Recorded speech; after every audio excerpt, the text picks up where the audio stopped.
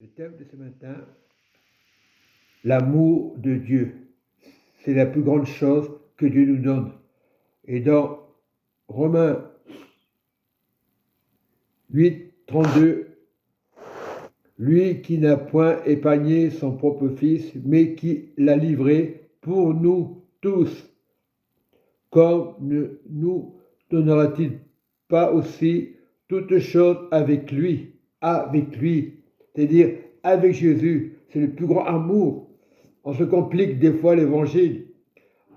Donc l'évangile n'est pas compliqué. C'est le plus grand amour, c'est sa lumière. Donner l'amour les uns pour les autres.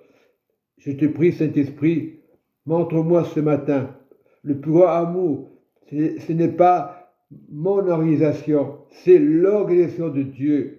Ce n'est pas parce qu'on a un groupe qu'on est les meilleurs, parce que le Saint-Esprit est le plus grand amour pour l'humanité entière.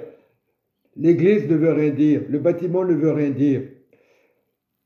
L'amour, cherche l'amour dans ton cœur et tu verras la gloire de Dieu. Et dans 1 Jean 2, verset 12, je vous écris, petits enfants, parce que vos péchés vous sont pardonnés à cause de son nom. Donc, pas de souci, à cause de son nom, vos péchés sont pardonnés. Je vous écris, Père, parce que vous avez connu celui qui est dès le commencement. Je vous écris, jeunes gens, parce que vous avez vaincu le malin.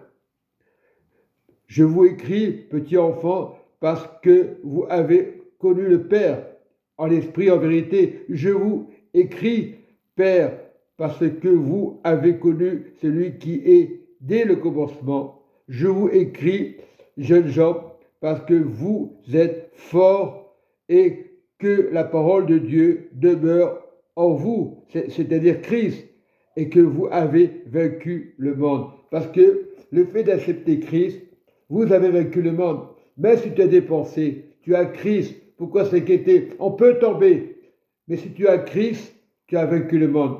Parce qu'on est des humains, on peut tomber, il faut être honnête. Dieu dit, soyez honnêtes. Si tu as Christ, tu ne peux pas tomber. Tu peux avoir des pensées, ne pas tomber, c'est tout. Petit enfant, ça c'est le acte 1 Jean 2, verset 1. Petit enfant, je vous écris ces choses afin que vous ne péchez point. Et si quelqu'un a péché, nous avons un avocat. C'est qui l'avocat? C'est Jésus. C'est à Jésus. La plaine se plaindre aux hommes, c'est pas bon, c'est un danger. Parce que l'homme ne tient pas parole, mais Dieu tient parole. Beaucoup de personnes font confiance à des pasteurs, à des anciens, ils se font avoir. L'avocat, c'est qui? Pourquoi vous inquiétez? La méthode est là. Pourquoi c'est compliqué? C'est faire confiance à l'homme. L'homme ne peut pas te dire la vérité. Il peut se tromper. Ça ne veut pas dire qu'il va mentir. Mais le plus grand homme, c'est Jésus l'avocat. Après l'avocat est lui, auprès du Père. Donc, il est l'avocat auprès du Père. Donc, tu n'as rien à craindre. Et la foi, tout simplement. Et soyez bénis. Ne soyez pas compliqués dans l'évangile. Organisation ne veut rien dire. Beaucoup vont en organisation et sont toujours les mêmes. 10 ans, 20 ans, 30 ans, 40 ans. Et après, ils se plaignent. Ils parlent de Pierre, de Paul. Non, si tu es avec Dieu, tu n'as pas à te plaindre. Jésus-Christ est vivant. Voilà, peu importe. Tu peux pécher, mais lui, il couvre sa confession.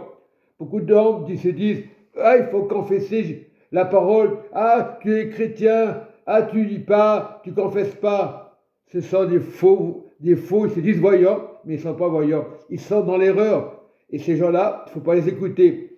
C'est la parole. Écoute la parole. Ne juge pas les pasteurs. Ne te juge pas. Et tu auras la gloire de Dieu. Soyez bénis. Amen.